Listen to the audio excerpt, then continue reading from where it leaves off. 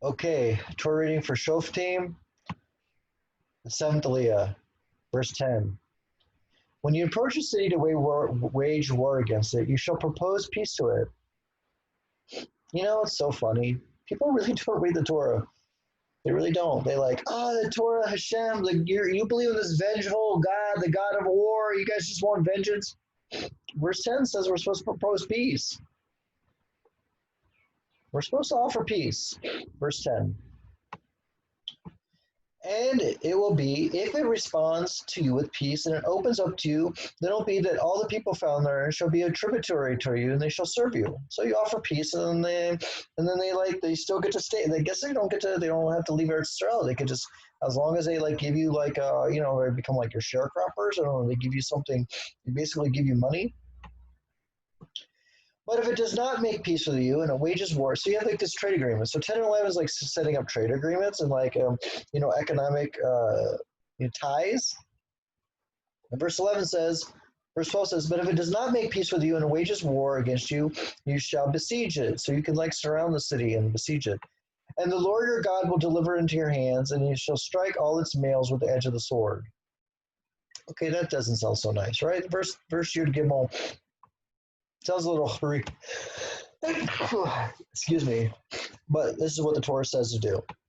However, the women, the children, and the livestock, and all that is in the city, and all its spoils, you shall take for yourself, and you shall eat the spoils of your enemies, which the Lord your God has given you. Thus you shall do to all the cities that are very far from you, which are not the cities of these nations. Why are you outside of Eretz Israel fighting cities far away? Why are you fighting these other nations that are not even the 7 nations? I don't really understand verse 15. Okay. So in case you're fighting a war that's really far away from Eretz Israel. However, of these people's cities, which the Lord your God gives you as an inheritance, you shall not allow any soul to live. We just said that we can allow the women to live and the children. Rather, you shall utterly destroy them, the Hittites of the Amorites, and the Amorites, the Canaanites, the Perizzites, the Hivites, the Jebusites, as the Lord your God has commanded you.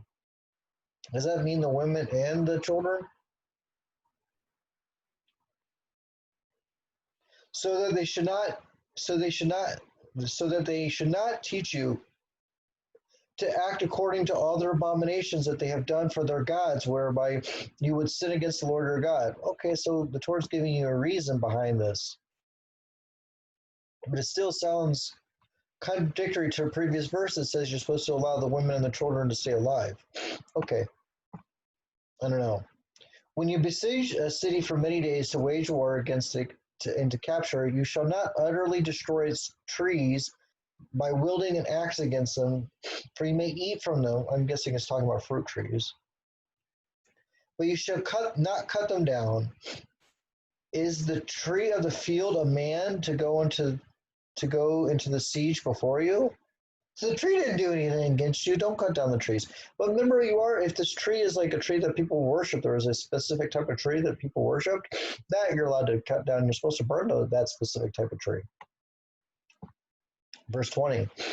However, a tree is not a food tree. You may destroy and cut it down, and you should build bulwarks against the city that makes war with you until its submission. So you could use these other trees, these non-fruit bearing trees, and you can use it to bang down the walls.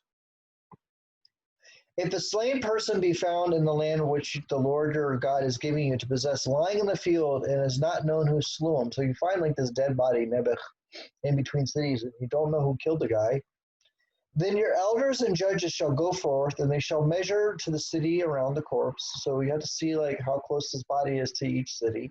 That's such a strange verses, right? And it'll be that the city closest to the corpse, the elders of the city shall take a calf, which work has never been done, and that has never drawn a yoke, and that the elders of that city shall bring the calf down to a rugged valley, which is neither tilled nor sown, and there is a valley, and they shall decapitate the calf. What? No. This is probably only something that we would do in Eretz Israel, right? Because we're always talking about things that we're doing once we get the land and then once we have control of it. So what's really going on here, right? So you find this body Nebuch, and you don't know who it is, and you don't know which city the person belongs to. So this is like super extreme set of circumstances, right? There's this total stranger who died, and nobody knows who it is. I mean, think about this. You have to think this through. They're total stranger. Nobody knows who he is, and then you have to measure the distance, and then the closest city to this body has to do this ceremony. Like this is like probably doesn't happen that often, right? And the Kohanim, the sons of the Levi, show. But what's the point? Why would the Torah tell you such an obscure thing that almost never happens?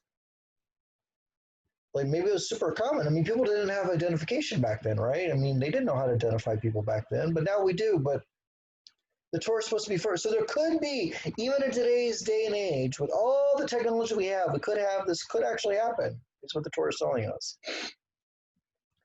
I mean, it's very far-fetched.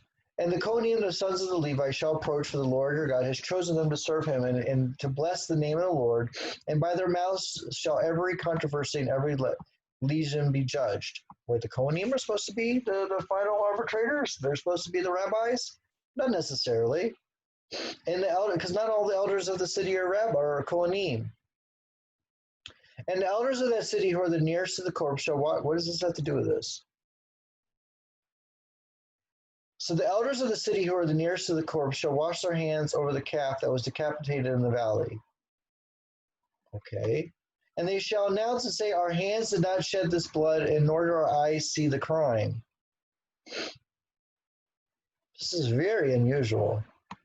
Atone for your people Israel, for whom you have redeemed, O Lord, and lay not the guilt of innocent blood among your people Israel. And so the blood shall be atoned for them. And you shall abolish the shedding of innocent blood from among you, and you shall do what is proper in the eyes of the Lord. So this is the sikum of shoftiim. We're all about stopping the violence. Apparently this person died somehow. Nobody knows who he is. Nobody knows how he died. Well, we don't want the guilt. Nobody wants to be guilty. Nobody's guilty. Nobody knows what happened. We don't even know who he is. We got to do something. He's still Hashem's, we're still like, Sofa called, like we're still like put on this earth by Hashem. Like people aren't, people still have, like a neshama, right? There's still a human being here. So we're going to do this whole ceremony with this calf, with this cow that's never worked a field. I mean, think of how extreme this is. And then you have to find this cow that's never worked before, and this cow has to be killed. So to atone for the sin of this guy's death. So it's kind of like we should really. So what's going on here? So really, we should really be like, we should know each other. We should really kind of know who each one of us is. We should know our neighbors. We should kind of be familiar with each other. So there's a way of preventing this from happening. Like this doesn't. Like, how do you know? How do you prevent this way? How do you prevent this? You should have your identification on you. You should carry around an ID. But so back then they didn't have ID, right? They didn't have identification on them. But the Torah is supposed to be forever. The Torah wasn't just written 3,500 years ago. It's also written for today. So let's say God forbid, I walk out of my house and I find some dead person on the street and nobody knows who he is. We have to measure the distance between here and the next city over. And because he's closest to like my city in Petah Tikva, we have to do this ceremony. All right, so that ends the aliyahs for shoftiim.